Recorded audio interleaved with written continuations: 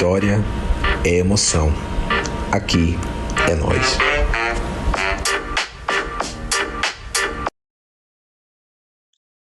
O amor ao próximo é a única religião que deveria aceitar fanáticos. Boa noite, rapaziada. Sejam todos muito bem-vindos aqui ao nosso podcast, o Nós. Nessa noite aqui a gente vai receber um parceiraço, um amigo querido, um cara assim que a gente tem um maior respeito. Ele já foi coordenador de cultura do nosso município, quando o Marcelinho não tinha nem secretaria, e hoje é o nosso subsecretário de cultura, mas acima de tudo é um irmão da causa, é um cara comprometido com as lutas sociais, com a defesa do direito das pessoas. Pra gente é uma satisfação muito grande, uma alegria e uma responsabilidade muito grande conversar com esse cara, meu parceiro Luciel Neto. Seja bem-vindo, irmão. Irmão, muito obrigado. Eu que estou lisonjeado pelo convite, né? Eu tenho você como mente brilhante, um cara, né? Sempre enganjado nas coisas, né? Muito inteligente. E para mim é uma satisfação muito grande estar aqui para bater esse papo com você. Que bom, irmão. A gente aqui, sabe que a gente aqui quando pode falar de história da vida, né? A gente é importante pra gente, né, que as pessoas conheçam as histórias das pessoas negras dessa cidade. Porque muitas vezes a pessoa vê Neto hoje um subsecretário, mas não sabe a trajetória, não sabe a história de Neto, a família, né? Então a gente pensou nós para ser um podcast para contar as histórias das pessoas negras desse município. E para a gente começar, a gente quer saber, Luciel Neto, né? Você nasceu em Camaçari, veio de outra cidade. Não, eu nasci em Cachoeira, me criei em Cachoeira, saí de Cachoeira adolescente, 16 anos, vim para Salvador para estudar e servir o Exército em Salvador. Não é? O plano inicial era em ser médico, Era mesmo, velho? era em ser médico. Eu fui Pô, fazer que massa. patologia clínica no Anísio Teixeira, na Caixa d'Água. Fui morar na Caixa d'Água, na Mandichúria. Em Cachoeira, eu sou muito. Tive a felicidade de ter uma tia que ela era vice-diretora do colégio e que ela conseguiu. Naquela época só existia colégios públicos e dentro do colégio público você tinha um colégio, tinha um racismo educacional, onde você tinha um colégio público que era feito para o filho do prefeito, o filho do juiz, o filho do promotor, o filho do advogado, do médico, do dentista, e ela conseguiu que uma vaga para mim e para meu irmão nesse colégio, que era a escola de aplicação. Aí nesse colégio a gente foi estudar, uma das coisas que foi logo alertada por minha mãe, você tem que ser os melhores porque vocês são pretos e pobres. Né? E isso a gente levou para a nossa vida, eu me emociono quando falo, porque a gente levou para a nossa vida, eu e meu irmão, levou para a nossa vida e a gente sempre estava entre os primeiros. Tá entendendo? Nos 5 anos que eu estudei nessa escola, eu fui primeiro lugar em todos os 5 anos. Então, para mim, era uma satisfação muito grande ver a minha mãe comigo para receber a premiação de ser o primeiro aluno da escola. E a gente não vem de uma vida fácil. Depois nós viemos morar em Salvador, eu e meu irmão. Luiz, que foi gerente da Caixa aqui em Camaçari, Ai, que massa. durante 35 anos, Que bacana. se não o único, pelo menos um dos poucos funcionários da Caixa Econômica que entra em uma agência e se aposenta nela. Ele levou os 37 anos dele de Caixa Econômica aqui no município de Camaçari. Bacana. E aí nós fomos morar em Salvador, na Mandichúria, estudar na Anísio Teixeira, Luiz com o sonho de ser engenheiro e eu com o sonho de ser médico. E fui fazer patologia clínica. Eu descobri que não tinha vocação para médico, né? Logo quando eu fui fazer o estágio, e lá no estágio eu tive que descer para fazer uma coleta de sangue de uma mulher que estava na sala lá de parto, fazendo uma curetagem, qualquer coisa nesse sentido. E quando eu cheguei que vi o quadro, eu não aguentei e desmaiei. Então, a partir deste dia, eu digo, não, eu não tenho essa Não tem capacidade de ser, condições. não tenho essa capacidade de ser médico e não vou insistir nisso, tá vendo? E não vou insistir nisso. E como nós éramos pobres, né? Minha mãe costureira e doceira, meu pai funcionário público do Correio, mas que morreu advogado, eu sinto o maior Pô, que orgulho disso, bacana, velho. entrou na UFBA com mais de 40 É anos, mesmo, velho. Que e formou-se bacana, velho. advogado e morreu analista judicial do Tribunal Regional Eleitoral do TRE, o que para mim é de Que história traz grande bonita, ô, velho. angústia. É. Aquele cara que trabalhava no Correio, mas chegava em casa de noite era para ler, era para estudar, fez o Madureza, fui aprovado no Madureira, que era o supletivo de primeiro grau, aí fiz o curso de administração lá no interior, porque só tinha administração, contabilidade e magistério. Isso Ele mesmo. fez, ele fez administração, de administração ele veio, logo que saiu do segundo grau, vamos dizer assim, fez vestibular na Universidade Federal da Bahia e foi aprovado.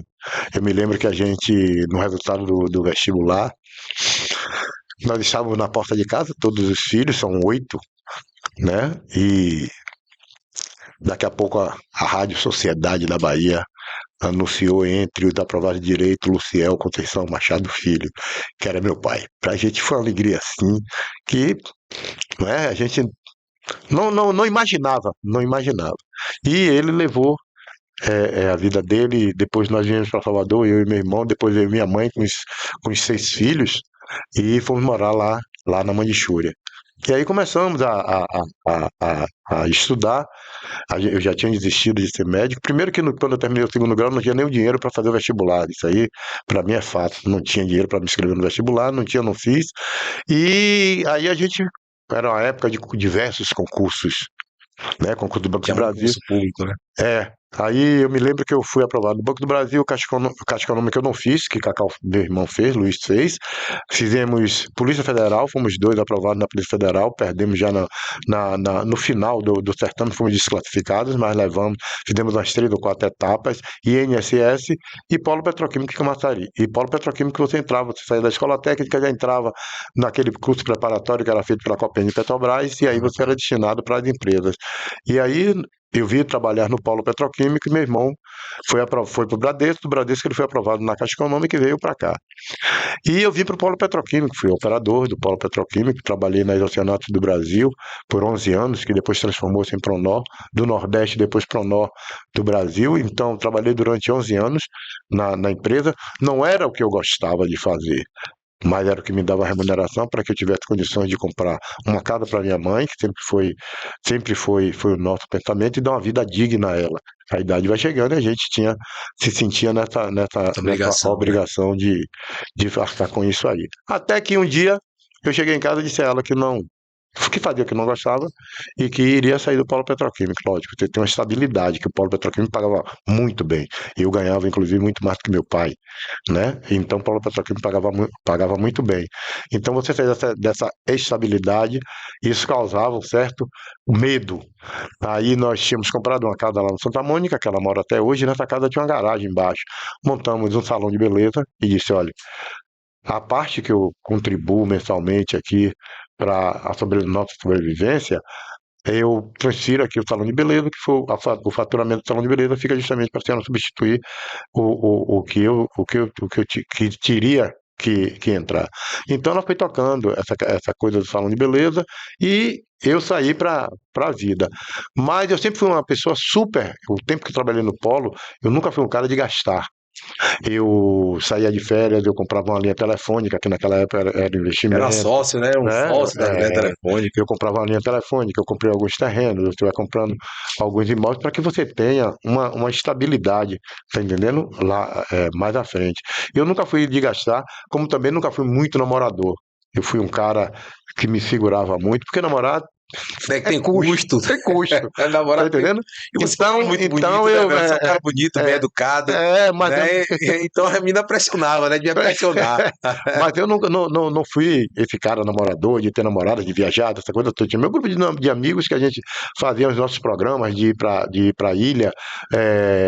Na época você tinha a questão das festas em casa, que os homens levavam bebida, as mulheres levavam Sim, comida, sim. e a gente fazia essas coisas ali na Central, na Liberdade, na Mandichúria, lá na Caixa d'Água. A gente fazia nossas festas, mas com custo baixíssimo, e dava pra gente ir se mantendo. E a gente foi levando a vida, né? Mas sempre nessa perspectiva de melhoria. Eu mesmo tive, quando eu resolvi casar, eu primeiro disse, para eu casar eu tenho que ter uma casa própria. Porque eu já paguei aluguel durante algum tempo. E eu sabia o que era o pagamento de aluguel. Você recebe dinheiro, Paulo Petroquímico pagava dia 25, tá entendendo? A dona da casa já sabia, e com isso, no dia 27, ela já estava lá me cobrando o dinheiro do aluguel. que eu fui arrimo de família durante algum tempo. Entendi. Então eu digo, pô, pra eu casar eu tenho que, no mínimo, ter minha casa para não Aluguel. pagar aluguel. Porra, pra eu casar eu tenho que, pelo menos, a minha irmã caçula ter completado o segundo grau. Tá entendendo? Para ter adentrado Você queria, na faculdade. verdade, deixar todo mundo arrumado. É, De é, você, então, é. você é o mais velho, você é Sou o. mais velho, Ah, é o eu mais sou mais velho. velho. E com isso a gente vem nessa preocupação. Graças a Deus, dos 8, nós, felizmente, não tem nenhum que tenha tendido para o lado da marginalidade. Que Todos são bom, né, cidadãos velho? brasileiros, trabalhadores. 5 conseguiram fazer faculdade, universidade. 3 outros não fizeram porque não Por quiseram. opção, né? Inclusive, 2 deles passaram pela universidade e não quiseram ficar, escolheram outros caminhos. Mas nós estamos lá, estamos uma família unida, nós estamos sempre unidos, é um dando a força para o outro. É como eu falo com alguns colegas meus, eu digo, olha, bicho, o meu salário é completamente diferente do salário de um menino branco, de uma pessoa branca que vem da classe média alta. Por quê? Ele ganha igual a mim, o salário é o mesmo. Mas o meu ajuda o irmão, ajuda um sobrinho que está na faculdade, ajuda um irmão que tem que trocar o carro, que roda de Uber, ajuda o irmão que tem. Você vai ajudando os irmãos e não é se queixando, não. Eu agradeço a A Deus por ter Deus que você me pode ter dado essa condições. possibilidade, tá entendendo? De poder dialogar e estar construindo e estar ajudando a minha família. Que bom, né, velho? Isso é uma história, assim, muito bacana de seu pai, muito bacana, velho. Você falou uma coisa aqui que eu falo para as pessoas, que do tempo que você passava no vestibular, eu lembro quando eu passei na UFBA, eu fui buscar o jornal, o Correio, ou foi à tarde na época, para poder ver o meu nome no jornal lá, para ver que eu passei no vestibular. Hoje não tem mais isso, velho. Vestibular meio que ficou uma coisa, né? Não tem mais essa coisa, não virou uma coisa talvez sem importância, não sei. E aí você falou de seu pai que saía na rádio, o cara anunciava o nome de cada pessoa que passou no vestibular na rádio. E era uma tensão, uma ansiedade por parte da sociedade, dos familiares das pessoas que faziam esse vestibular, cara, que, porra, você passava na cidade, tava todo mundo sentado, as rodinhas com rádio de pilha, né, ligado na rádio, o cara lidando nome por nome. E você é um cara novo, ainda passou por isso Eu do consegui jornal, pegar no tá jornal entendendo? ainda. No jornal impresso, né? Eu Porque pego no jornal eu impresso. também, o meu primeiro curso na UFBA, eu fiz museologia na Foi UFBA, museologia, foi? fiz museologia na Oh, UFBA. que massa, velho. E também foi através do Do jornal. jornal. Do jornal. O da Católica, não. O da Católica eu fiz, mas eu não estava nem aqui em Salvador quando saiu o resultado. Eu estava em Brasília participando justamente de um seminário de cultura pela Prefeitura de Camaçari. Isso foi em 97, segundo semestre de 97. Eu tava em Brasília participando deste evento. Na época, Gilberto Derrico era o secretário de Cultura, Esporte, Lazer e Cultura, e me levou para esse evento, que era o Encontro Nacional Seminário Nacional de Cultura. E eu estava lá em Brasília quando minha esposa ligou. Rapaz, você foi aprovado. Eu digo, ih, rapaz, foi mesmo, foi. E agora como é que paga? Eu digo, vamos ver. Porque a gente pega nesses desafios, É tá verdade, entendendo? é verdade. A museologia é uma área que eu sou apaixonado, bacana, mas você vê que é uma É área que tem difícil. poucos concursos É, públicos, então você fica na dependência do político que vai lhe levar para a cidade, que vai lhe levar para isso, que vai levar para aquilo, que lhe chame, que lhe nomeie, que não nomeie. Aí teve uma hora que eu falei assim, eu disse, rapaz, eu tenho que ter uma profissão que me permita eu levar minha vida independente de qualquer coisa, que eu tenha essa independência. E aí, fui fazer direito na Católica, levei 5 anos e meio, porque eu trabalhava, né? Fica trabalhava e difícil. estudava, né? E tinha que ser na Católica, porque a Católica lhe dava essa permissão, né? Me permitia, na minha época não tinha ainda o curso noturno. Quando eu estava saindo, foi que a Católica botou o curso de Curso direito noturno, noturno. mas era tudo pela manhã matutino, então eu não podia pegar as 4 matérias. As 2 matérias, as 4 aulas pela manhã, porque eu tinha que trabalhar, pelo menos chegar no trabalho de manhã para o pessoal me ver e tudo Pelo mais. menos o cara te vê, né? Então era aquela. O cara tá aqui, o cara Então era veio. aquela loucura, só pego 2. Eu trabalhava aqui na Prefeitura de Camaçari, então vamos supor, eu pegava a matéria lá de 7h30 da manhã. Aí ia para aula, pá, quando dava 10h40, né, que terminava as Sim, 2 sim, sim, primeiras, a da primeira eu aula. Camaçari. Aí na outra matéria eu pegava de 10h40 a 12h20, não era isso? Aí eu vinha para Camaçari, olha só, vinha para Camaçari. Quando dava 9h30, 10 horas, me ficava para Salvador.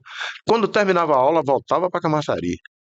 Tá entendendo? Para fazer. Pra voltar lá Por pra quê? trabalhar novamente. Porque tem que ser dessa forma, irmão. As coisas para nós não são fáceis, não. A gente tem que estar lutando, a gente tem que matar um, não, dois, se muitas vezes três, até uma dúzia de leão por dia, cara. Porque E é bom assim você contar essas histórias pra negrada que assiste a gente, porque às vezes o cara pensa assim, porra, aquele irmão ali chegou lá, conseguiu, e ele pensa que é fácil, né? E eu lembro, eu vi esses dias uma escritora falando da trajetória dela, né? E ela dizia que a trajetória dela é uma trajetória perigosa, porque às vezes uma trajetória como a dela faz com que as pessoas em casa pensem que é fácil. A gente até consegue, mas pra gente é mais difícil, né? O caminho é mais duro, é mais árduo, né, Neto? é isso, e é perigoso. Até quando você traz isso aí, a gente remete à A meritocracia, né? meritocracia. É perigoso essa questão da meritocracia. Porque, olha só, eu luto para chegar lá. A gente sempre luta para chegar lá. Mas quem já nasce lá E quem já nasce lá? e vem com o discurso de meritocracia? Não é não, a meritocracia não é tão fácil nessa coisa maravilhosa como dizem, não. Então, diante disso é que eu reputo e defendo a questão das cotas, cara. Tá entendendo? Eu É importante, né? justamente por isso, porque muitas vezes eu vi, porque essa questão do chegar lá não é só nessa questão da meritocracia, existe também por parte do universo toda uma disposição para isso. sim, claro. Eu vi Bárbara, né, a intelectual Sim, diferentona, em um dos diferentona. seus depoimentos, ela dizendo, porra, cara, não é só estudar e chegar lá, não. Tem que ter essa ambiência, tá entendendo? Eu tinha uma colega que eu saí, ela te contando, né, ela saía da Fazenda Grande para ir para a escola técnica andando. É Imagina, uma paleta, tá entendendo? imagina. Mas ela tinha colegas que sensibilizavam com a história dela e diziam: não, hoje quem vai andando sou eu que moro aqui perto, toma aqui o dinheiro do transporte e volte para sua casa. Tá entendendo? Ela encontrou dentro da Universidade Federal da Bahia algumas pessoas que dificultaram a trajetória dela, mas por outro lado encontrou algumas pessoas que Que facilitaram abriu o caminho. a trajetória dela. Então esse chega lá é uma coisa, bicho, não só do mérito, mas de todo um universo que conspira a favor de você chegar lá. É, e aí você é o polo que. Então o polo lhe traz para Camaçari, né? Não, o polo me traz no sentido de eu passar por aqui. Como eu trabalhava no polo, trabalhava em uma área, lá trabalhei um tempo numa área de utilidades, que era justamente a compra de matéria-prima para a produção do TDI de isocianatos. Então a gente saía de carro e nessa saída de carro, os colegas vinham aqui em Camaçari, né? Principalmente para tomar Uma aquele. cervejinha. Não, não, aquele, como é? Sputnik e o outro que tinha ali quase de frente ao Bradesco. Aí já não. Pô, me esqueci agora o nome. HD tá. Me esqueci agora o nome, mas eu lembro daqui para lá. Era com uma bebida aqui característica de De Camaçari, velho. Camaçari eu não. E aí a gente vinha e os caras paravam, nessa época eu não bebia, aí os caras paravam, tomavam um e a gente voltava pro trabalho.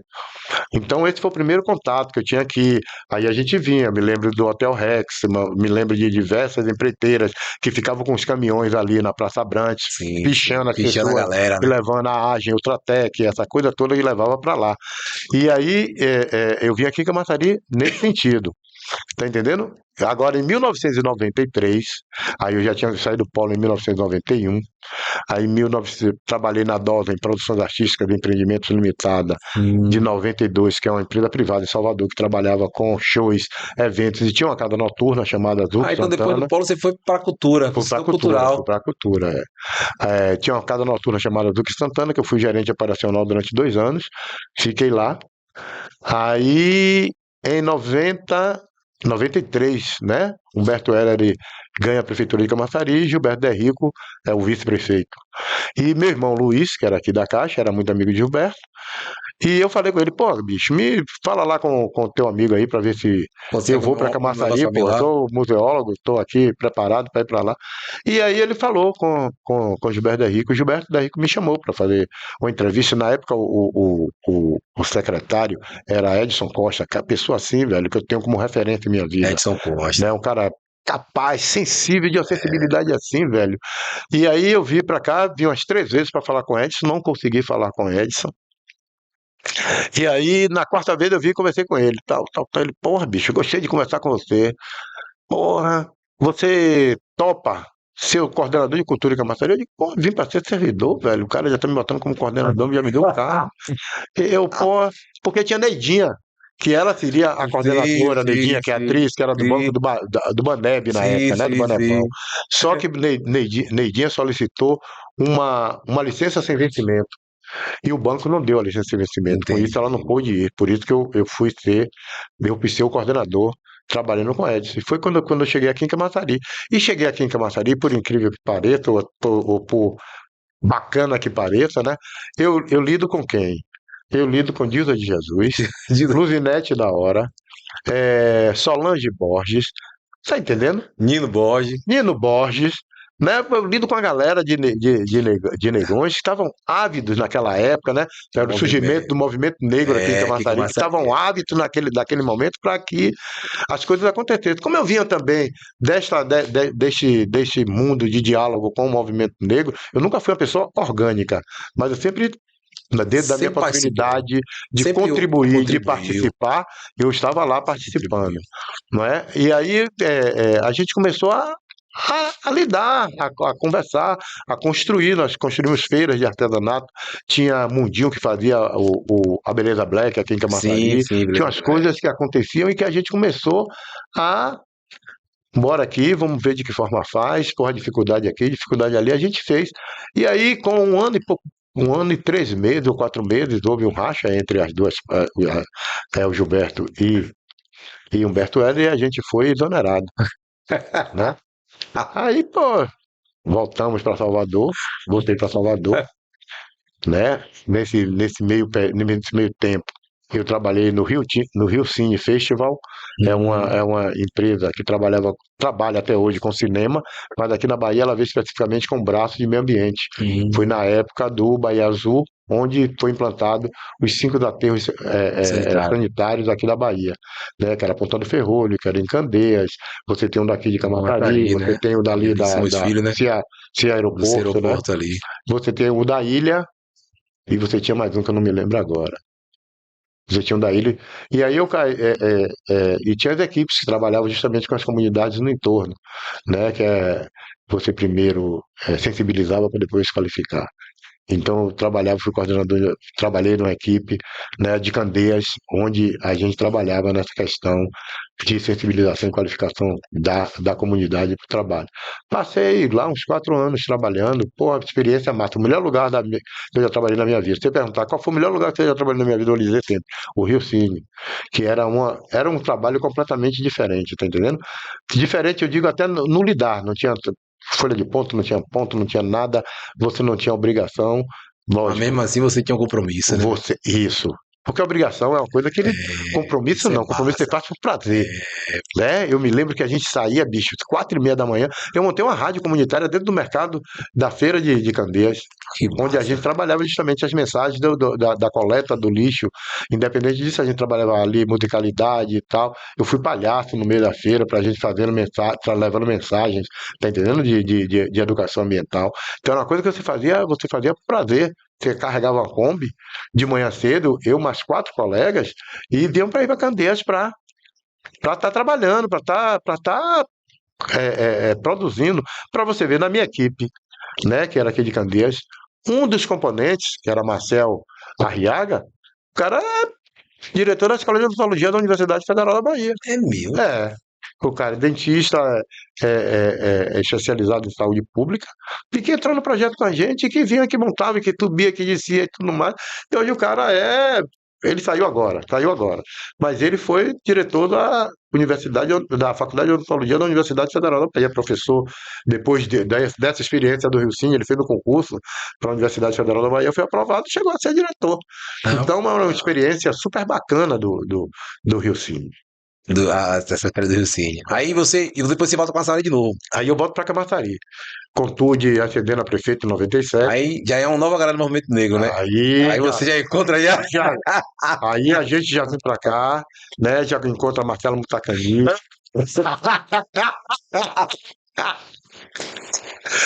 Mas nesse primeiro momento, de 93, cara, eu tive uma relação muito bacana com a Fundação Caibá. Sim, que era bispo, né, que dirigia. Era o Wilson Bezerra. Wilson Bezerra. O Bispo fazia parte Fazia também. parte também, né? Mas o Wilson Bezerra era o cara que tocava essa Fundação Caibá. E o Ah, Wilson Bezerra era um cara assim, velho, que você ficava impressionado com a capacidade dele de escrever, de dirigir, tá entendendo? E de dialogar conosco. A gente, pô, aí a gente começa a fazer algumas coisas aqui em parceria com o Caibá. Tá entendendo? Aí quando eu volto em 97, você já encontra o Caibá já meio enfraquecido, aquecido. tá entendendo? Mas você ainda tinha alguns grupos de teatros aqui, como Resistência, Sim. Companhia das Artes. Você tinha uma série de grupos de teatros que estavam sempre trabalhando, que estavam sempre fazendo algumas coisas, que estavam sempre participando de festivais fora daqui da Bahia, tanto aqui na Bahia, em diversas cidades, como fora da Bahia, em outros estados, tá entendendo? Então nós tínhamos sempre essa possibilidade de fazer, porque eu quero que fazia o Caibá. O Caibá fazia uns festivais que ele traziam pessoas de diversas partes da Bahia, velho. De Tinha outros força, estados, né, tudo velho? mais, na força, na força. Nós vamos fazer aqui pro rapaz, como é que a gente faz, bicho? Não tem alimento, não tem. Não, a gente corre chapéu, a gente faz vaquinha, a gente vê como é que consegue. E aí a gente saía, bicho, e conseguia. Né? Eu me lembro, morador antigo que já faleceu, se eu não me engano, já faleceu, o seu Antônio do Ovo, que tinha um negócio do Sim, ovo aí na feira, sim, né? sim, sim. Cedia as placas de ovos para esses caras para fazer comida para esse pessoal que está vindo. Outro comerciante cedia outra coisa, outro comerciante cedia outra coisa. E os caras conseguiam fazer uma série de coisas. Então você tinha uma vida cultural aqui bastante movimentada mesmo. Eu converso com essa galera, né? E eles falam, não importa se é do PT, se é do outro lado, de outro campo político, eles são categóricos. Neto foi o melhor secretário, porque não tinha uma secretaria, mas era uma coordenação de cultura que Camaçari já teve. Eles não cansam de falar assim. E por que eles falam isso? Eles dizem assim, rapaz, Neto era o cara que atendia todo mundo. Quando ele foi governador de cultura, ele atendia todos os movimentos culturais da cidade. Você chegava lá, se ele não tivesse nada para lhe dar, para lhe oferecer, para lhe ajudar, ele falava assim, pelo menos, irmão, pega aqui 2 caixas de água. Pra você não sair sem nada. Mas era um cara que assim que tinha uma sensibilidade cultural muito grande. Nessa galera, eles falam muito sobre isso em relação a você. Isso é um pouco porque também da sua criação, essa facilidade de dialogar com todo mundo. É da criação e do compromisso, né? Quando eu vi ser servidor público, eu tive que me comprometer que eu quero ser servidor público, eu tenho que ser servidor público. Então, o que é servidor público? É você servir Servir em pessoas. público. Então, não adianta eu não atendê-los, não adianta eu não tratá-los, tá entendendo? Porque quem faz cultura são eles. Eu sou simplesmente uma ferramenta da estrutura estatal para, no máximo, organizar aquilo que eles estão pensando. Eu não tenho que pensar por eles, eu não tenho que fazer por eles. Então, como é que eu construo essa relação? Conversando. Sim, sim, não, não. Tenho, só posso ir até aqui, a partir daqui não posso ir, né? É tal, tal. É como disse Mestre Plínio, né? Mestre Plínio, quando me encontra, diz: faça ofício. Porque ele é lá, né? Mestre, faça ofício, velho. Tá entendendo? Porque existe Entendeu? burocracia do serviço público. Não tem jeito. Já tinha o serviço público, eu tenho que justificar por que foi que eu liberei, porque foi que eu não liberei. E eu sempre tive essa relação. A minha relação com todos sempre foi uma relação muito clara. Olha, velho, aqui eu posso, aqui eu não posso, vamos fazer dessa forma, não vamos fazer dessa forma. E aí, sempre, nunca teve alguém que tenha chegado na coordenação de cultura, na Secretaria de Cultura hoje, que eu estou subsecretário, no Conselho de Cultura hoje, que eu estou Seu como presidente presidente, né? do Conselho, Até esqueci esse tá detalhe. entendendo? Que tenha me procurado e tenha dito: Neto não me atendeu. Não tem ninguém que não tenha me ligado. Se eu não responder na hora, eu respondo depois. Você me ligou, qual o que foi, qual o caso? Neto, vamos ver de que forma. E a gente vai tentando. Tá entendendo? Porque a gente tem que se esforçar para que a coisa aconteça. Porque se a coisa não acontecer, como é que eu vou como eu vou justificar uma estrutura de secretaria com 192 pessoas? Tá entendendo? É grande. Eu tenho que facilitar para que os fazedores de cultura façam cultura, porque os fazedores de cultura comigo interajam, porque tanto eu mantenho o meu emprego, como ele continue produzindo cultura. Tá entendendo? Então é Bacana. dessa forma que a gente vai levando a nossa vida. Então você advogou por algum tempo Isso. Quando eu saí, vá, diga. Não, eu quero entender, né, essa parte da advocacia, porque qual o desafio, né?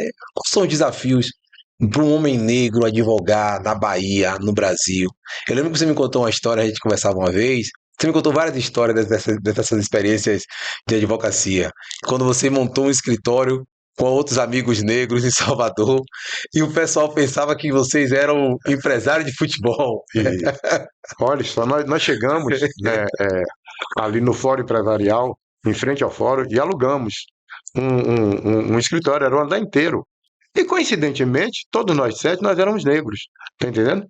E aí chegamos, contratou um arquiteto para que faça a divisão, porque a visão de um arquiteto é completamente diferente. Diferente da Foi a nossa. primeira experiência que eu tive e que eu fiquei super impressionado. A menina conseguiu transformar o espaço em 5 gabinetes, uma sala de leitura, uma recepção e uma copa. Não sei como ela conseguiu fazer aquilo ali. Você não imaginou que dava Né? tudo aquilo, né? Não imaginei, não. Então nós fomos para lá. E ficávamos lá, né, todos vestidos de paletó, gravata e tudo mais.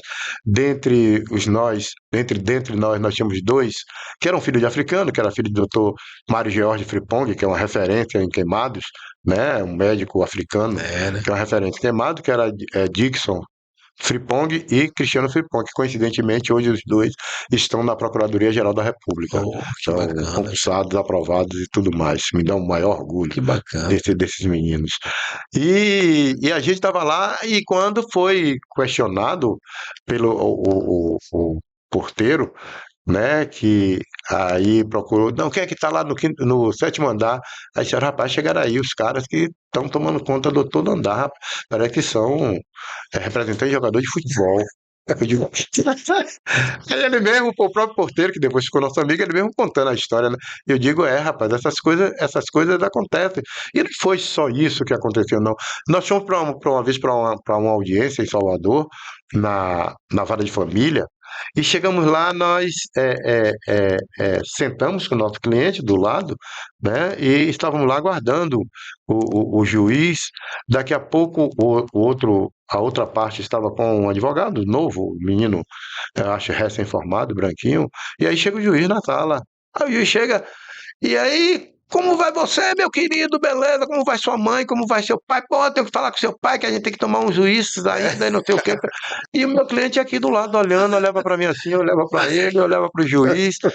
Aí pá, começou a instrução do processo, nós começamos a apresentar as provas, contra-provas, essa coisa toda. E aí acabou a audiência. E aí quando acabou a audiência que a gente sai e que chega no corredor, aí o cliente chega pra gente e diz, rapaz, eu acho que a gente cifo. Rapaz, menina, parece que até que é parente do juiz. Que porra, bicho. Você vê a dificuldade, tá entendendo? Que a gente não tinha. É cômico, mas é trágico, né, velho? Rapaz, vamos supor, É trágico. minha esposa é advogada, né? Depois eu conto o caso de minha esposa. Ela é advogada. E aí, uma vez, ela no fórum, a gente no fórum, ela foi para uma vara, aí chegou lá e disse: eu queria o atendimento. Aí a servidora chegou para ela e disse: hoje não é dia de atender parte, senhora. Aí ela tira a carteira da ordem e pergunta: parte tem essa carteira, moça? Ô, doutora, me perdoe.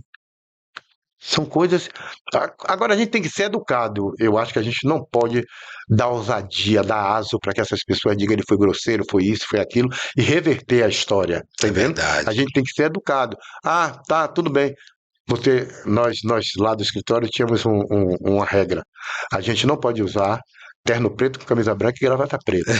Senão nós somos confundidos Confundido com com. segurança e assessorista de elevador. Então a gente evitava essas coisas. Mas a gente saía, vamos supor, no shopping, algumas vezes, você andando, aí a pessoa chega do seu lado e pergunta: onde é que fica tal lugar assim? Ou o senhor pode me dar uma informação? Aí você, pois não, senhora. A informação é jurídica, eu sou advogado. Oh, me perdoe. Tá entendendo? Você não tem que ter. Eu fui agora saindo do campo da advocacia, eu fui para uma catacor né? Que era o evento mais top que tem. Eu tenho um amigo negão que ele foi soldador do polo petroquímico, e ao sair do polo petroquímico, o cara começou a estudar aço inox, solda em aço inox, e hoje o cara é a maior referência em móveis inox, Jorge Inox. Lima. Ele tem a marca dele mesmo, Jorge Lima. É um cara que trabalha com os grandes arquitetos baianos e tem obras assim, tem uma porrada de lugar dele e tudo mais. E era o cara que, quando tinha casa cor, ele trabalhava para 5, 6 arquitetos e tinha convites, né? E ele chamou, bora, vamos sim, lá no comércio, Sobrado, fizeram uma ponte aérea, que você passava de um sobrado para outro, coisa de bacana. Eu cheguei, bora sim. Peguei meu blazerzinho, coloquei, pá, com a esposa, ele com a esposa dele, e nós fomos. Uma opção de manobrista embaixo, entregamos a chave do nosso carro. Na época eu tinha um Vectra, e ele tinha aquele carrão da porra da Ford, e aquele grandão, que era grandão, me esqueci o nome. Eu não sei, não conheço. Me esqueci o nome do carro. Então ele tinha aquele carrão bacana, e nós fomos pra lá e tomamos o vinho, comemos a comida japonesa, que é coisa de rico, é outra É outra história. coisa, né? E a gente tava lá, e na descida nós descemos, daí entregou o nosso ticket para o cara pegar a chave. Tá eu, ele, minha esposa e a esposa dele. Chegou duas bacanas com o carro dela. Que a chave para vocês guardar o carro. Aí você tem que ter, ô querida, aguarde aí que ele foi pegar o meu. Quando ele voltar, ele pega o seu. Tá entendendo? Essas coisas a gente tem que saber lidar porque é difícil. Voltando para minha esposa, a primeira formação dela é economia. Minha esposa também é negra, ela, lá da linha 8, eu sou da Caixa d'Água, ela é da Lapinha, Da pertinho ali. Lapinha, é. Aquela região é boa, velho. É, Aquela é. região é boa, bicho. Então ela fez economia e trabalhou durante 18, 19 anos em uma empresa. Ela entrou como estagiária e saiu como diretora financeira. A empresa teve problemas e teve que sair fechar negócio. E aí, nessa de fechar, ela arrumaram emprego para ela em uma loja de uma das esposas dos sócios da empresa. E ela foi. E ela foi trabalhar lá, né? E ela era o controller, né, da empresa. E a mulher não se conformava em estar pagando salário, é uma negona que está só no computador, aquela coisa toda. E começou a perseguir, e um dia queria que ela limpasse o chão. Cadeira, bicho. Aí ela chegou em casa me falando, eu digo, olha, você vai ter emprego, as coisas não são fáceis, não tenho gostinho de manter no nível que você tem, mas que a gente nós sempre fomos parceiros. É uma coisa que eu retalho sempre no meu casamento, era justamente essa parceria. Que bacana. Já fiquei em momento desempregado que ela segurou a onda, ela já ficou desempregada, segurei a onda, essa coisa toda.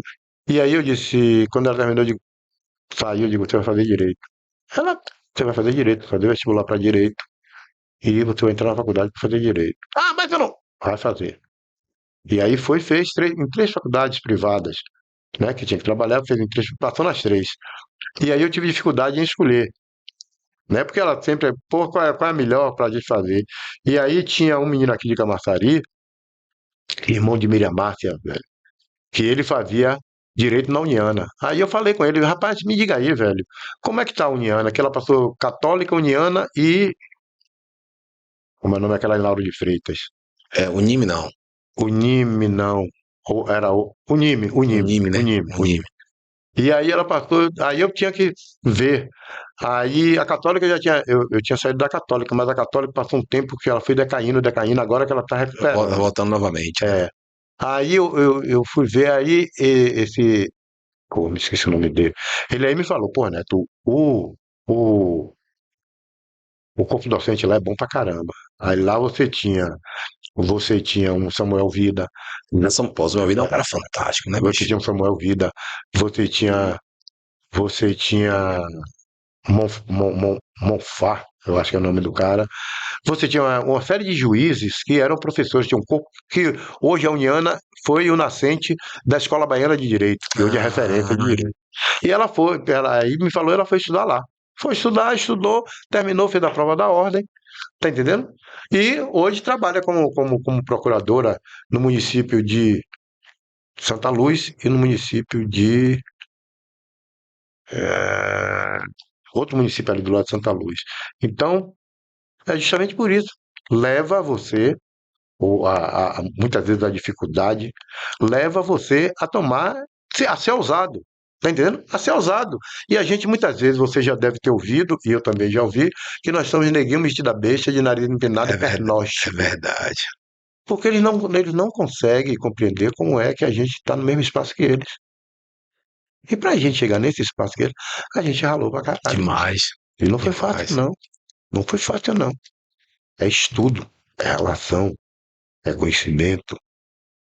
Porque o conhecimento ninguém nunca vai tirar da gente, não. Não, nunca, não Pode tem nos como, barrar né, de velho? entrar na festa dele pra tomar champanhe, chardon, pra tomar uísque 15, 12, 13, 20, 30 anos, mas o conhecimento não me tira, não. Não me tira de forma alguma. Você, nessa sua vida na advocacia, né?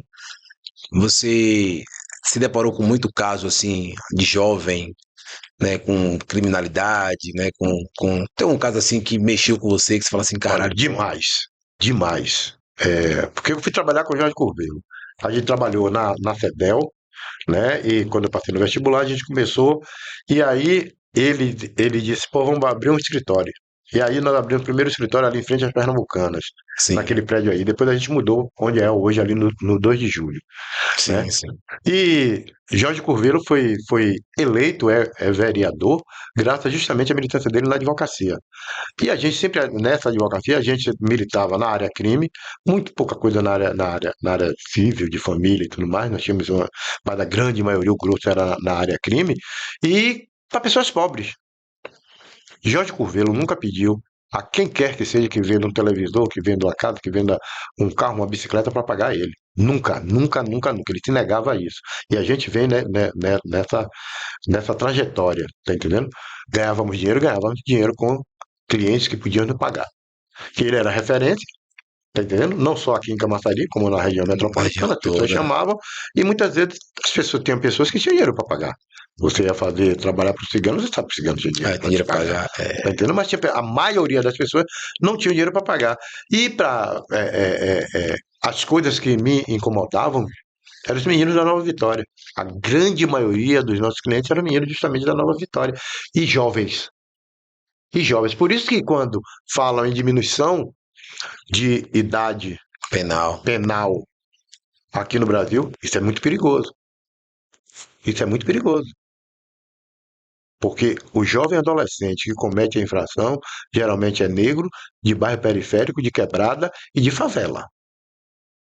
Tá entendendo? Então, e isso tem uma relação direta com a engrenagem e com o sistema. Claro, é verdade. Você, mãe, a grande maioria dessas mães é carreira Jovem, solo, solo, verdade. sai para trabalhar, o filho fica em casa sozinho, na grande maioria das vezes, na frente da televisão, onde ele vê o cara com iPhone 16 fazendo mil coisas com iPhone 16, onde ele vê um menino com tênis Nike e tal, onde ele vê uma série de coisas e a mídia dizendo: compre Nike, compre iPhone, compre Nike, compre iPhone. Isso é muito perigoso, bicho, para um menino que tem informação. Porque a gente uma vez defendeu um menino lá, aí já foi em Salvador, ali da bairro da Paz, por todas as pessoas. O menino era menor aprendiz da Coelba, trabalhava lá na Coelba, era o cara que dava manutenção dos computadores, nessa coisa toda. Saía de noite, a mãe dele era doceira de um cerimonial desse. Ele trabalhava como garçom no cerimonial. Menino super esforçado, tal. Um dia ele chegando. Pai, os caras, e aí, tá indo pra onde? Ele tá indo pra cá. Bora ali fazer uma parada, velho. Ele, que parada? Bora, velho, fazer uma parada que você vai ganhar um celular. Nessa parada você vai ganhar um celular. E saíram, meteram um transporte coletivo na paralela. Um amigo dele tomou um tiro na coluna, ficou tetraplégico. O outro morreu e ele tomou um tiro no braço. A sorte dele foi ter tomado o tiro no braço, tá entendendo? Então, essas armadilhas, essas arapucas, é que a gente tem que ter o cuidado quando a gente vai opinar, quando a gente vai dar parecer, quando a gente vai estudar. Entendeu? Porque a lei, ela é fria, ela está no papel. Muito poucos daqueles que escreveram a lei sabem do que acontece na base da No lei, dia a dia. no dia a dia. Tá entendendo? Muito pouco. Se você for olhar hoje a composição da Câmara Federal, é quem faz as Quem faz leis, a legislação. quem faz a legislação, quem faz as leis, você vai ver que ela é composta de. São pouquíssimos representantes de movimentos populares que conseguem se eleger É verdade. hoje no Brasil. Hoje é, porque hoje é. é o capital, O é capital o metal que imperando, faz. né? Então você tem o pessoal do agronegócio que é dinheiro para mais de milhão, velho, que os caras colocam. Os caras estão no esporte, o cara tá na música, os caras estão em um montão de Os coisa caras tá em tudo. e na política, tá entendendo? Aí você tem o agronegócio, você tem o pessoal da indústria, você tem o pessoal da construção civil, você tem o pessoal disso, você tem o pessoal daquilo, você tem. Mas base, muito pouca coisa, cara. É muito poucos parlamentares que vêm da área de educação, que vêm do projeto cultural, que vêm de um projeto de comunidade. É muito pouco, quase nenhum, quase nenhum. Você vê, nós conseguimos agora criar bancada. Agora, velho. Puxa, pai, ia perguntar pra você sobre isso. Tá entendendo? É, você Agora falou a sobre gente. isso aí. Tá entendendo? A gente tem que louvar Paulo Paim. É verdade, A gente tem que louvar Paulo Paim, a gente tem que louvar Benedita da Silva. verdade. Conseguimos Tá criar uma entendendo, bancada. velho? Isso é Porque fundamental são pessoas que demais. estão lá 2, 3 décadas tentando justamente isso que a gente consegue agora. Porque não é fácil, não. E cada dia que passa, nós estamos avançando, né, nessas questões. Porque o que é o sistema? Estou aqui, eu tenho diversas válvulas, né? Para manter a convivência, a boa relação, eu fogo aqui, aperto aqui, aperto aqui, aperto aqui. Isso vai depender justamente do refluxo, do bidê. Como é que o bidê está? Tá entendendo? Tá funcionando. Tá funcionando para daqui eu arrefecer as coisas e a paz social, a dita paz social, ela permaneça. Então, você vê essa questão, tá entendendo? São questões que a gente para assim e diz, pô, estamos aqui, eu e você conversando, nós construímos um capital intelectual bacana. Hoje a gente não pode se queixar de capital intelectual. É verdade. A gente não conseguiu ainda avançar para transformar esse capital intelectual em capital econômico. Financeiro. Porque quando você transforma em capital econômico financeiro, aí dá poder De decisão. de decisão De e de escolha. política, e de política. É verdade. Política, estou falando no campo partidário. É Tá verdade. entendendo? De você estar verdade. aqui, de você tá decidindo o destino, não deixando que decidam o seu destino. É Tá verdade. entendendo? Você tem que inverter, mas para isso você precisa de dinheiro. Como é que vai acontecer esse negócio de dinheiro? Eu não sei. Se você me perguntar, eu não sei. Mas pelo menos nós já temos algumas pessoas pensando nesse sentido. Tá entendendo? É fundamental. Quando o cara pensa no black money, o cara pensa em alternativas de consumo dentro de nós periferias, mesmos, das periferias, essa coisa toda, a gente já está pensando, não sei se vai dar certo. É como eu digo, rapaz, a gente tem que ver de que forma é que a gente vai conseguir transpor esse corredor da Senzala para Casa Grande. E você mesmo não sendo subsecretário de um governo que não tem uma relação muito próxima com o movimento social, né? Porque é modelo de governança. Que não tem nada errado, eu falo sempre para as pessoas isso. Então você tem um modelo de governo que tem uma relação muito mais próxima com as bases, mas você tem já um modelo de governo que é um modelo que é mais institucional, que dialoga muito mais na institucionalidade, né? Mas você sempre tenta puxar para uma relação com as bases. Que eu vejo você sempre no movimento em Barra de Pojuca, no movimento não sei aonde, conversando com não sei quem. Então você sempre tenta levar o governo para essa relação também, ampliar para esse campo também, né? É o seguinte, essa pauta. Até na live que eu estava com o Tude lá, conversando com o Tude, você botou lá, ó, as pautas que você colocou lá, as ideias, foram todas ligadas a esses movimentos mais populares. Rapaz, criou-se o mito de que essas pautas são pautas de esquerda. É verdade. Tá Esse entendendo? é o mito. E a própria direita deixou. É. A gente está começando a retomar essas coisas, quando a gente descobre que isso não é pauta exclusiva de esquerda, isso pode ser discutido também. É pauta de sociedade. Tá entendendo? É pauta de sociedade. É pauta de Tá sociedade. entendendo? Isso pode ser discutido tanto direita, esquerda, centro, vermelho, azul, branco, verde. É pauta para ser discutido. Porque é vida. É vida, é isso. É vida, tá entendendo? É isso mesmo. Então, o que é que você faz? Você começa a trazer para esse campo da discussão, né? Você começa a trazer, pô, a Janete estava aqui com o movimento de mulheres negras dentro do União Brasil. Porra, que massa! União Brasil está sabendo que tem mulheres negras. O movimento negro dentro do União Brasil. Olha, União Brasil está sabendo que tem movimento negros dentro do União Brasil. Tá entendendo? Porque aí você começa a desmistificar. Aos poucos tu vai desmistificando, e daqui a pouco tu tá discutindo de igual para igual com o cara. Eu acho que foi um erro da direita, né? Por muito tempo, abrir mão dessas pautas e entender que isso era uma pauta da esquerda. Eu acho que foi uma confusão, na verdade, né? Dos partidos mais de centro-direita. Que eu acho que essas pautas são umas pautas de sociedade, não é uma pauta de bandeira partidária. Isso, concordo com você.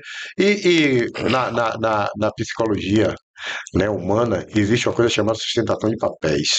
Onde você é porque eu deixo que você seja. É Tá verdade. entendendo? Então, a esquerda achou que era dele, a direita também achou que não era dele. Quem não era dele largou. Aí larga, entende? Aí você tem que tacar e dizer, porra, não, velho. Não é só dele, não. Minha também. E minha também. Minha também. Eu quero discutir isso aqui, velho. Quero discutir meu espaço. Eu quero discutir direitos. Tá entendendo? Eu tenho que sensibilizar as pessoas para que ele saque que nós estamos aqui. Nós estamos aqui. Isso é bacana você falar sobre isso. E eu tento falar, conversar sobre isso com as pessoas, para ver se as pessoas conseguem entender, né? Que eu digo sempre assim, o desafio a nós negros, nosso desafio é ir na esquerda, na direita, no centro, no lado, na banda, não importa. Porque, infelizmente, as forças partidárias no Brasil, elas são majoritariamente dirigidas por pessoas brancas. Não tem partido que você vá, Neto. Eu lembro que minha mãe, uma vez, quando o PCdoB fez 100 anos, minha mãe estava no quarto, aí, num comercial do PCdoB, né? 100 anos do maior partido do Brasil, tal, não sei o quê. E aí a foto da direção nacional do PCdoB aparecia no final. Minha mãe, Júnior, vem cá, vem cá, vem cá, vem cá. Aí eu, oi, minha mãe, foi o quê? Ela, pra ir, como é que pode?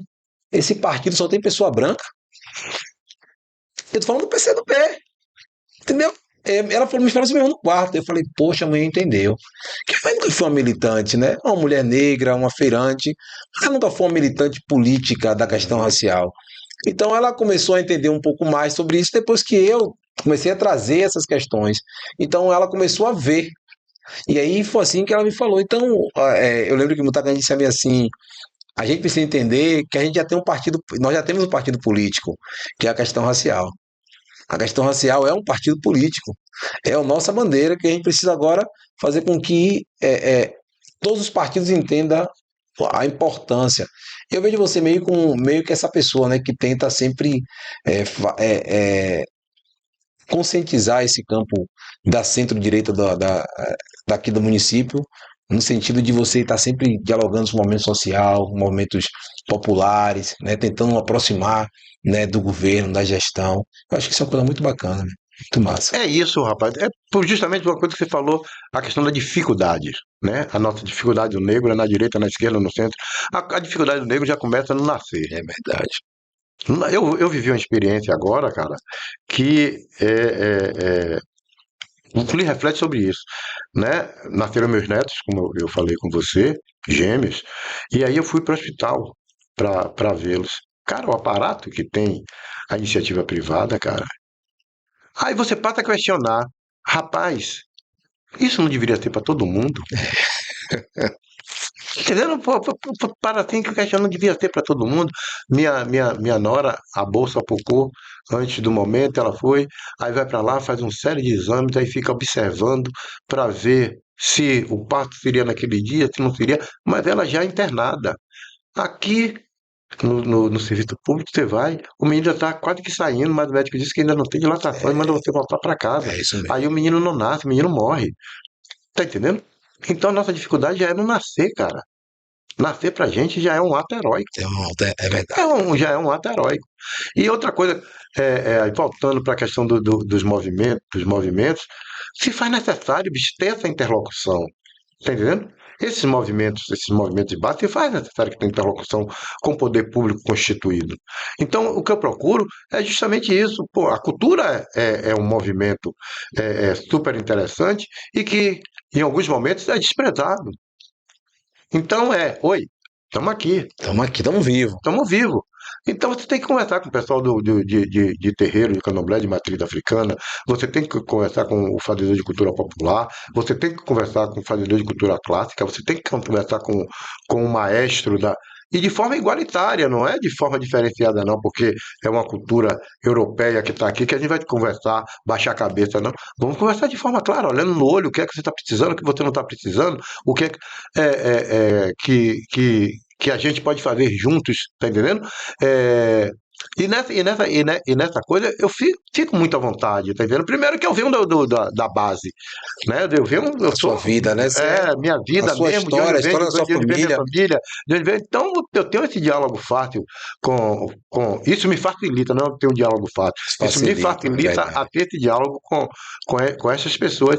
E aí a gente vai lá discutindo e vai vendo quais são as necessidades, trazendo e mostrando para a administração quais são as necessidades e discutindo o que pode ser feito e o que não pode ser feito.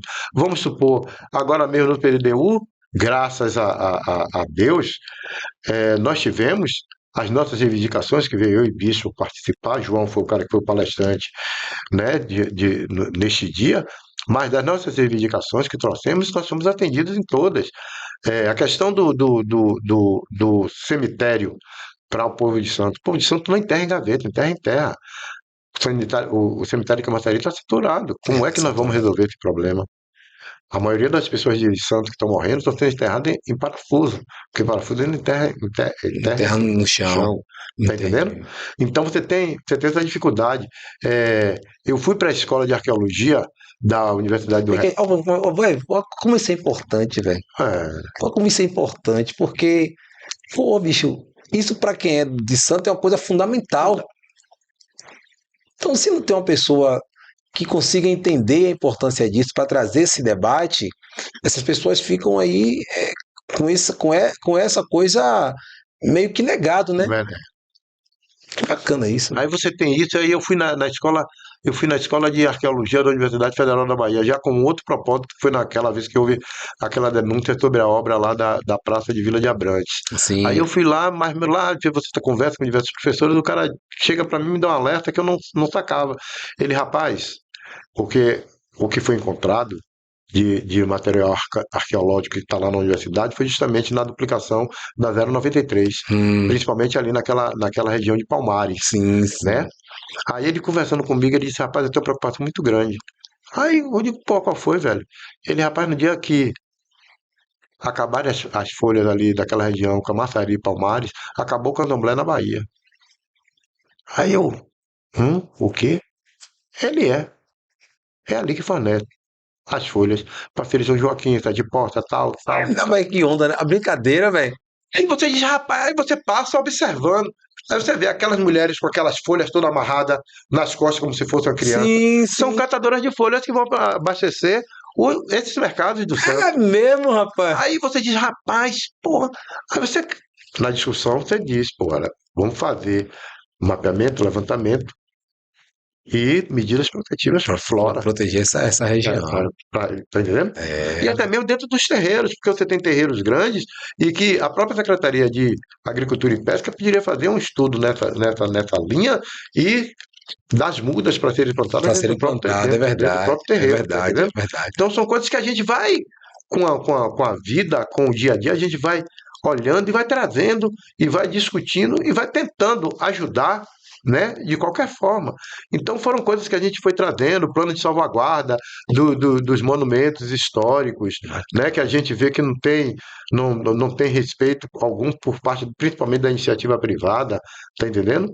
E aí, de que forma é que a gente vai salvaguardar essas coisas, esses bens, sejam eles materiais ou imateriais? Então a gente começa a discutir, e aí você tem a possibilidade de ir no terreiro de Paivan, você tem a possibilidade de ir no terreiro de Tata Ricardo, você vai no terreiro de Tata Laércio, de Tata Laércio, você vai no terreiro de Mãe Branca, você vai no terreiro dessas pessoas que estão lá te aguardando para que É você. Tá verdade. entendendo? Elas ficam te aguardando. Ô meu filho, você nunca veio aqui. Eu estava esperando Eu você estava vir, meu esperando você filho. vir É aqui. verdade.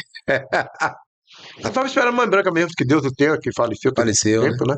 Ela, pô, eu estava esperando você vir aqui. Núbia fala sempre de você e eu aguardando que você viesse aqui. Tá entendendo? Então são essas coisas, bicho, que a gente tem que estar perto, que a gente tem que estar conversando, a gente tem que estar. Porque se a gente levar para o campo político partidário eleitoral, O voto é paritário. É verdade. Não tem peso, não. Não tem peso. O Todo branco voto é. peso 3, Não, não tem. o evangélico peso 5, o do candomblé peso 1. Não tem, não. São todos iguais. Todos iguais. Um. Tudo vale um. Graças a Deus que a gente vive em um país laico e que a democracia, que o Estado De direito, né? o Estado brasileiro de Direito lhe permite isso. Senão nós estamos. Então é dessa forma que a gente tem que traçar essa nossa conversa, tá entendendo? Independente de cor, independente de partido, é você dizer, pô, quem sou eu aqui nesse mundo? Bacana. São questionamentos que eu acho que a gente tem que fazer, tá sabendo? Direto que eu falo. Quem sou eu? O que eu tô fazendo aqui? Por que eu tô aqui? Isso é fundamental, né? Eu sempre falo com meus alunos assim: rapaz, chega um dia na casa de vocês, pare, desligue tudo, deite no sofá e pense sobre você, sobre a sua vida. Se conecte com você, tente se encontrar. Quem sou eu? O que é que eu estou fazendo aqui? O que é que eu quero aqui? Porque se você. Porque eu digo sempre isso assim, Neto, porque eu acho que a gente vive em uma geração que está um pouco perdida, eu acho, né? Essa geração mais jovem. Eu não sei se é perdida, mas eu acho que eles têm tanta informação que eu acho que eles não conseguem se encontrar. Eu não sei. Então, eu falei assim, rapaz, tem coisa na vida que você precisa ter estabelecido. Pronto, isso aqui eu não negocio. Eu sou essa pessoa. Eu posso ir para onde for. Eu vou para a Suíça, eu vou para os Estados Unidos, para a África do Sul. Isso aqui eu não negocio. Isso aqui eu não abro mão. Então você precisa ter, eu digo a eles, você precisa ter alguns valores inegociáveis. Porque se vocês estiverem, onde você estiver, você vai ser essa pessoa.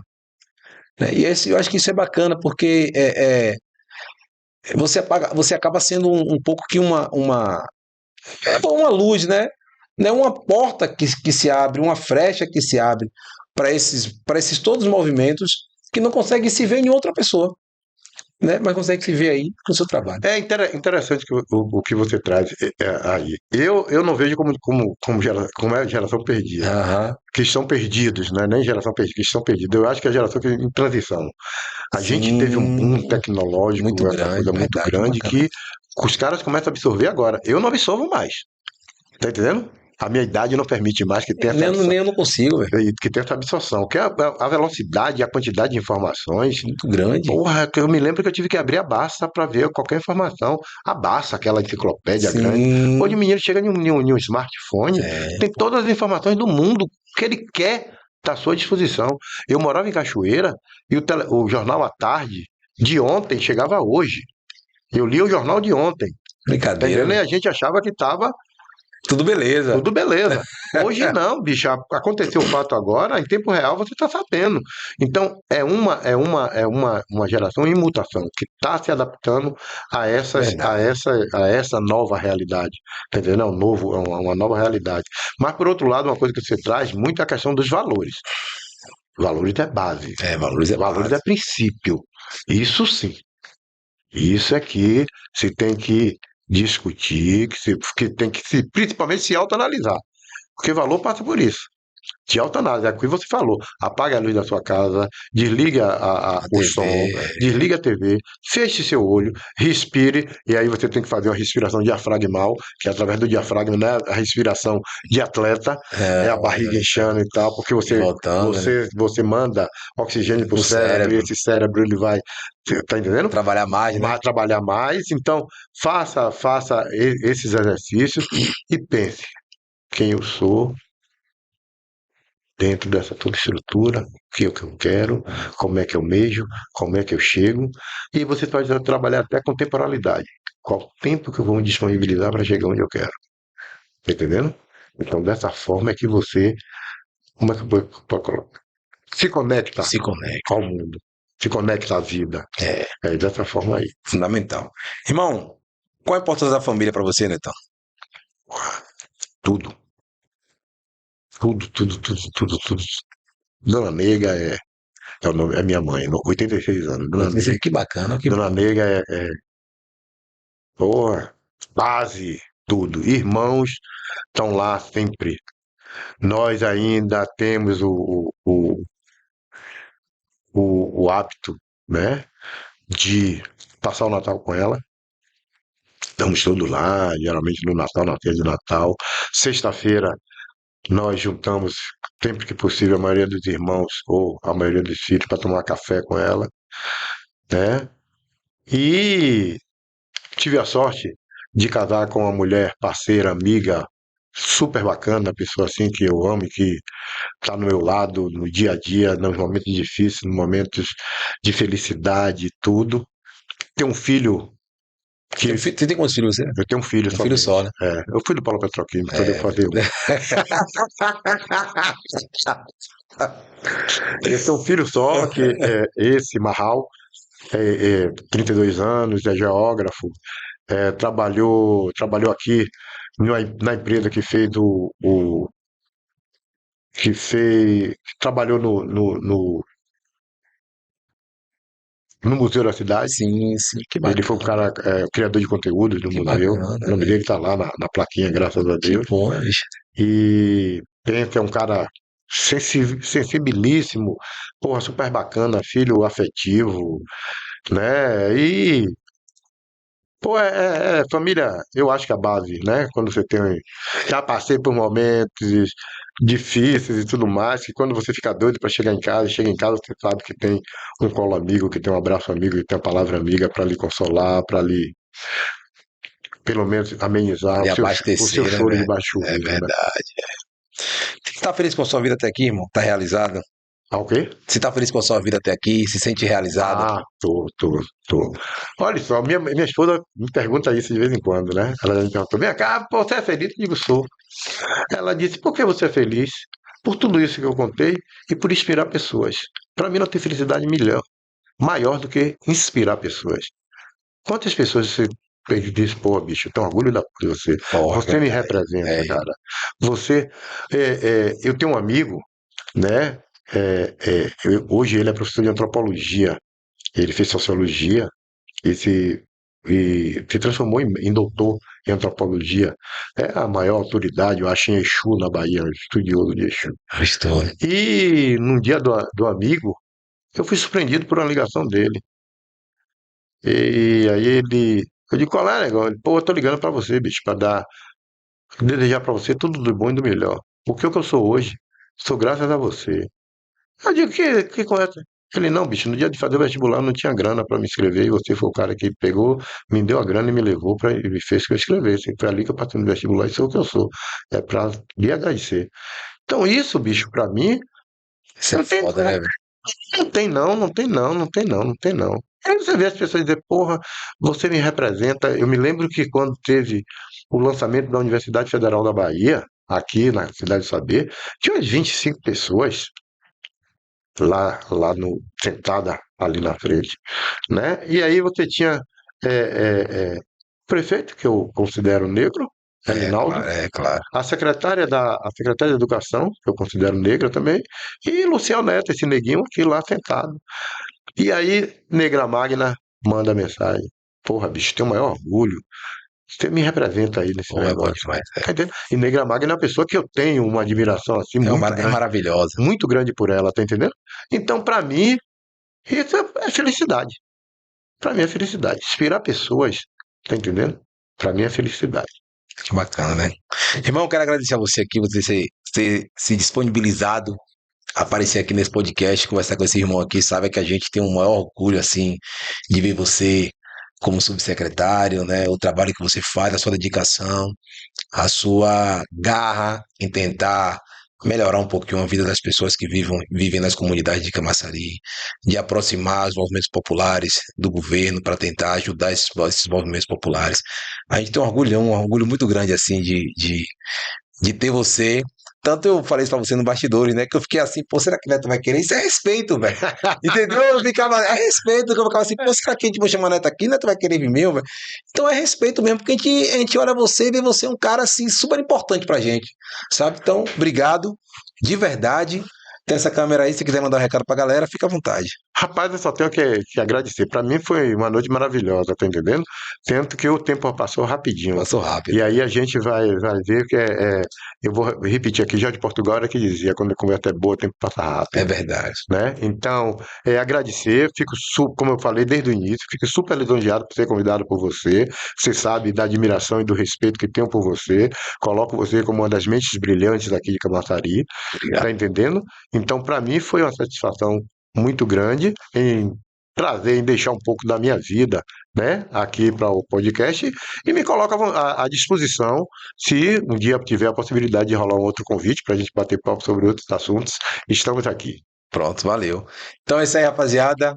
Chegamos aqui ao final desse bate-papo incrível com esse grande parceiro, esse grande irmão, Luciel Neto.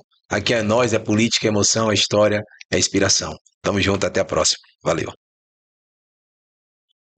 Oi, irmão. Aqui é política, é história, é emoção. Aqui é nós. A gente assim. Eu comecei com a menina aqui semana passada.